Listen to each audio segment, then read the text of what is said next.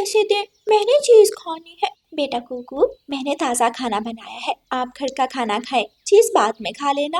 नहीं मम्मा, मुझे पैसे दे, मैं चीज खाऊंगा। कुकू रोने लगता है और अपनी मम्मा से चीज खाने की जिद करता है। आखिर कुकू अपनी मम्मा से 2 सिक्के लेकर कबूतर चाचा की दुकान पर चला जाता है। कबूतर अंकल, मुझे एक चॉकलेट और एक कैंडी दे दे। कुकू कबूतर चाचा की दुकान से चीज लेकर एक पेड़ के नीचे जाकर बैठ जाता है। गोरी कवि, जो बहुत शरारती और लालची कवि थी, थोड़ी दूर बैठी कुकू को देख रही थी। गोरी की नजर कुकू की चीज पर थी। जाकर इस कुकू के बच्चे से चीज लेकर खाती हूँ। गोरी कवि कुकू के पास जाती है और कुकू से कहती है, कुकू चलो एक खेल खेलते हैं। खेल? कौन सी खेल गौरी आंटी? हम दोनों में से जो उस सामने वाले पेड़ को पहले पंख लगाकर आएगा वो तुम्हारी चीज खाएगा। कुकू छोटा था, वो गोरी की चाल नहीं समझता, इसलिए वो खुश हो जाता है। मैं जीतूंगा, देखना गौरी आंटी, मैं पहले उस पेड़ को पंख लगा कर आऊंगा। तो फिर देखते हैं आज कौन जीतता है। खेल शुरू हुई। ऐसे कहते हुए गोरी कवि तेजी से उड़ती है। कुकू भी उड़ता है, लेकिन गोरी कवि तो बड़ी थी, इसलिए वो कुकू से आगे निकल जाती है और जल्दी से बड़े पेड़ को पंख लगाकर वापिस आ जाती है। कुकू तो अभी रास्ते में ही था। मैं जीत गई, मैं जीत गई। कुकू, अब ये चीज मेरी हुई। गोरी कवि कुकू की चॉकलेट और कैंडी उठाकर खा लेती है और कुकू देखता ही रह जाता है। जब गोरी कुकू की चीज खा लेती है तो कुकू रोने लगता है। गोरी आंटी, आपने मेरी चीज खा ली।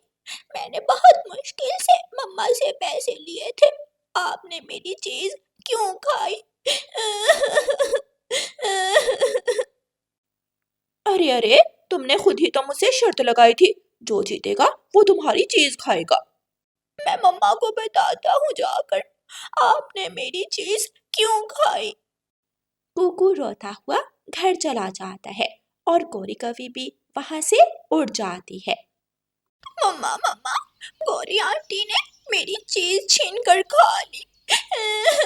बेटा, आप गोरी कवि के पास क्यों गए थे? मैंने आपको मना भी किया है कि गोरी कवि के पास मत जाया करो। कुकू अपनी मम्मा को सारी बात बताता है। गोरी, कुछ तो शर्म किया करो, छोटे बच्चों को भी माफ नहीं करती, उनसे भी चीजें छीन कर खा जाती हो। अपने बेटे को समझाओ जाकर, उसे किसने कहा था मुझसे शर्त लगाए? मैं जीत गई, फिर मैंने अपना इनाम तो लेना ही था। शर्म करो, कुछ शर्म करो, अपनी उम्र देखो और उस छोटे बच्चे की उम्र देखो। अगर मुकाबला करना है तो किसी अपनी उम्र के पक्षी से करो।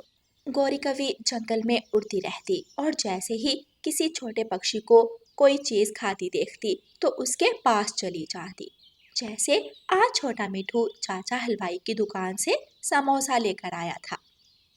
छोटा मिठू बैरी के पेड़ पर बैठता है और अपना समोसा खाने लगता है। अभी छोटे मिठू ने एक टुकड़ा ही खाया था कि गोरी कवि वहां आ जाती है।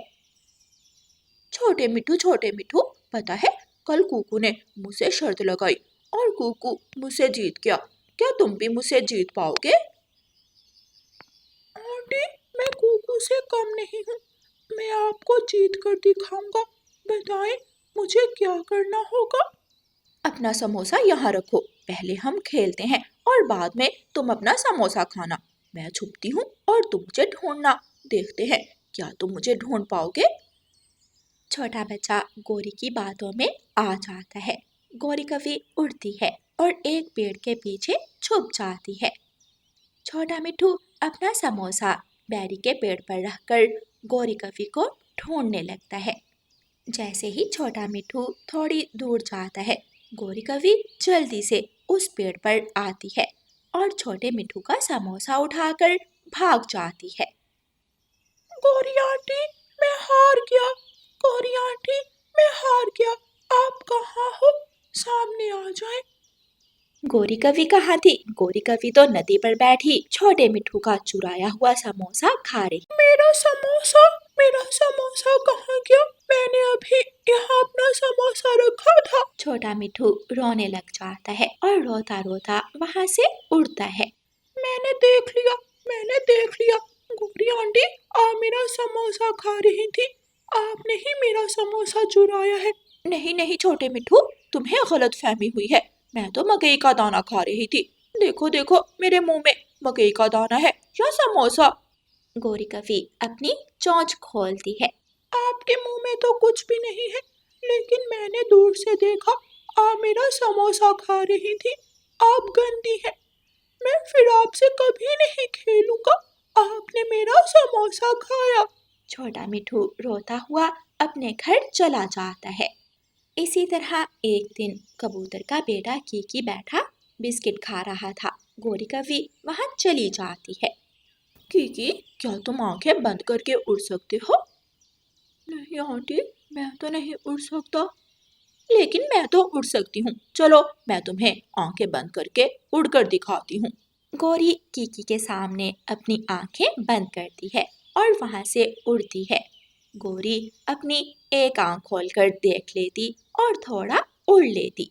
वो कीकी को धोखा देती है और वापस आकर बैठ जाती है। देखा देखा, मैंने आंखें बंद करके तुम्हें उड़कर दिखाया। अब तुम भी मुझे ऐसे ही उड़कर दिखाओ, फिर पता चलेगा। इतना तो मैं भी उड़ सकता हूँ। देखना गोरी आंटी, मैं भी आपको उड़कर दिखाऊंगा। कीकी अपना बिस्किट का पैकेट गौरी कवि के पास रखकर अपनी आंखें बंद करता है और उड़ता है। जैसे ही कीकी वहां से उड़ता है, गौरी कवि कीकी का बिस्किट का पैकेट उठाकर भाग जाती है। रुके रुके, गोरी आंटी, मेरा बिस्किट का पैकेट मुझे दे, ये मेरा है। लेकिन गौरी कवि मुड़कर पीछे नहीं देखती और दूर निकल जाती है। घने जंगल में जाकर गौरी कवि एक पेड़ पर बैठ जाती है और मजे से कीकी के बिस्किट खाने लगती है। फिर एक दिन सभी छोटे पक्षी एक जगह इकट्ठे होते हैं। दोस्तों, गौरी आंटी हम सब की चीजें छीन कर खा लेती है, क्यों ना हम सब उसे सजा दें ताकि वो आइंदा हमारे साथ ऐसा ना करे। गोरी आंटी ने मेरा समोसा भी खा लिया था। और कल गौरी आंटी ने मेरा बिस्किट का पैकेट भी छीन लिया। सभी छोटे पक्षी इकट्ठे होकर चील के पास जाते हैं और चील को सारी बात बताते हैं। आंटी, आंटी गौरी कवि हमें बहुत तंग करती है। आप उसे मारें, उसे सजा दें ताकि वो हमें दोबारा तंग ना करे। आंटी देखे, कोई छोटे बच्चों की चीजें भी छीन कर खाता है।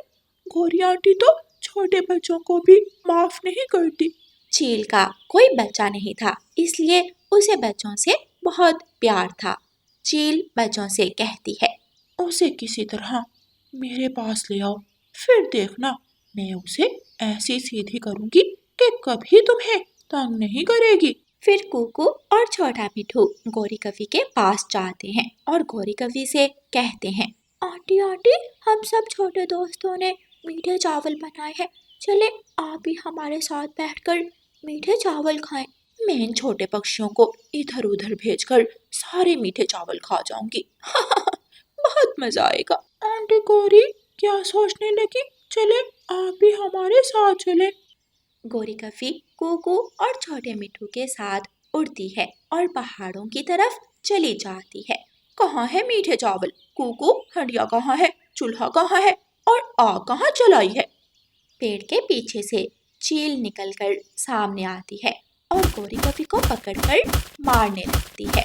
बेशरम, छोटे पक्षियों से चीजें छीन छीन कर खाती हो। आज तुझे मैं मजा चखाती हूँ।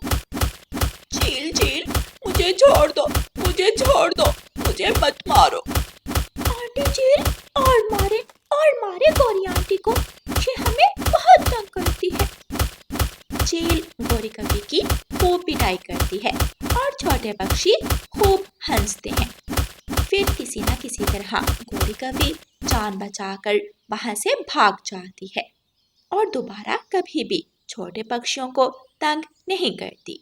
प्यारे दोस्तों, गौरी कवि की शरारतों की ऐसी ही अच्छी अच्छी कहानियाँ सुनने के लिए हमारे चैनल को सब्सक्राइब करें और इस कहानी को लाइक और अपने दोस्तों के साथ शेयर करना बिल्कुल मत भूलना। आपका धन्यवाद। रानो चिड़िया की ऐसी कहानियाँ सुनने के लिए YouTube सर्च बार में रानो चिड़िया की कहानी लिखें या फिर ये बटन दबाकर बोलकर कहें रानो चिड़िया की कहानी।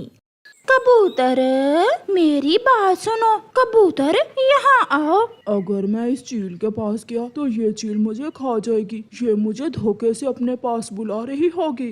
कबूतर चील की बात सुने बिना ही वहाँ से भाग जाता है। थोड़ी देर बाद एक तोता वहाँ से गुजरता है। चील तोते को आवाज देती है, तोते, सुंदर मिठू तोते, मेरी मदद करो। सुंदर मिठू तोता तुम्हारी बातों में नहीं आने वाला, किसी और को उल्लू बनाओ। मिठू तोता भी वहाँ से चला जाता है। सब मुझसे डरते हैं, पक्षी ये नहीं जानते कि मैं बहुत मुश्किल में हूँ। कोई मुझे पानी नहीं लाकर दे रहा, कोई मेरी बात नहीं सुन रहा।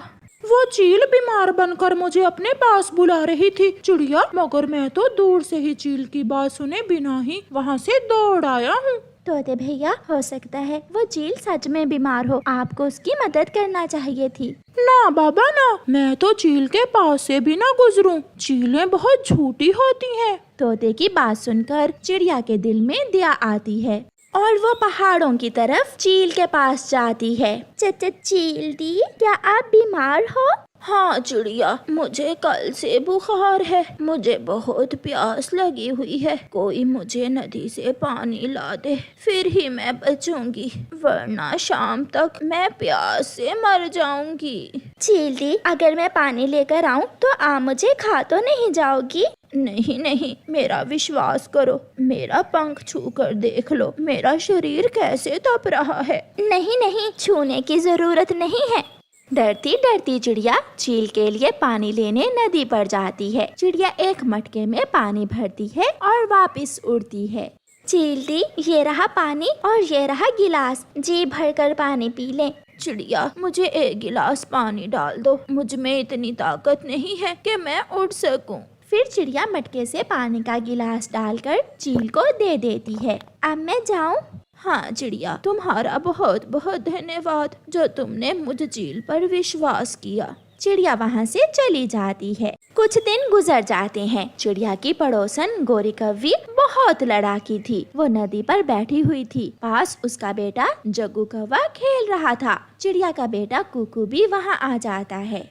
तुम यहाँ क्यों आए हो? ये जगह मेरी है। नदी, नाले, पेड़ पौधे सबके साझे होते हैं। मेरी मम्मा ने मुझे यही बताया है। मैं यहाँ से नहीं जाऊँगा। जग्गू, बातें सुन रहे हो इस चिड़िया के कमजोर बेटे की? तो लगाओ इसके मुंह पर। अपनी मम्मा की बात सुनकर जग्गू कौवा कुकू को मारने के लिए आगे बढ़ता है। मैं बताता हूँ तुझे। कुकू तेजी से अपनी चोंच जग्गू के सर पर मारकर वहाँ से चला जाता है। जग्गू के सर से खून बहने लगता है। मर गया। हाय मम्मा, मारा मुझे उसने, मेरे सर पर मारा। जग्गू, तेरे तो सर से खून बहने लगा है। गोरी कव्वी जग्गू को लेकर अपने घर चली जाती है। गोरी कव्वी जग्गू के सर पर पट्टी करती है। नहीं छोड़ूंगी, मैं उस चिड़िया और उसके कमजोर बेटे को नहीं छोड़ूंगी। मम्मा, सच सच मम्मा, पहले उसने लड़ाई शुरू की। मैं तो वहाँ बैठा था कि जग्गू ने मुझसे लड़ाई शुरू कर दी। खोलो दरवाजा, जल्दी करो चिड़िया की बच्ची। चिड़िया डर जाती है और एक सुराख में से बाहर देखती है। कुकू बेटा, अलमारी के पीछे छुप जाओ, गोरी कव्वी आ गई है। वो छोड़ेगी नहीं अब किसी को, वो बहुत गुस्से में है। कुकू अलमारी के पीछे छुप जाता है। चिड़िया दरवाजा खोलती है। निकालो बाहर अपने उस गुंडे को, मैं देखती हूँ उसे। गोरी बहन, कौन? यहाँ तो कोई गुंडा नहीं है। अपने बेटे को, जिसने चोंच मारकर मेरे जग्गू के सर पर जख्म किया है। गोरी बहन, कुकू तो अभी घर नहीं आया, वो ना जाने कहाँ चला गया है। आ ले एक बार वो घर, मैं उसे जान से ही मार दूंगी। गोरी गुस्से में वापस चली जाती है।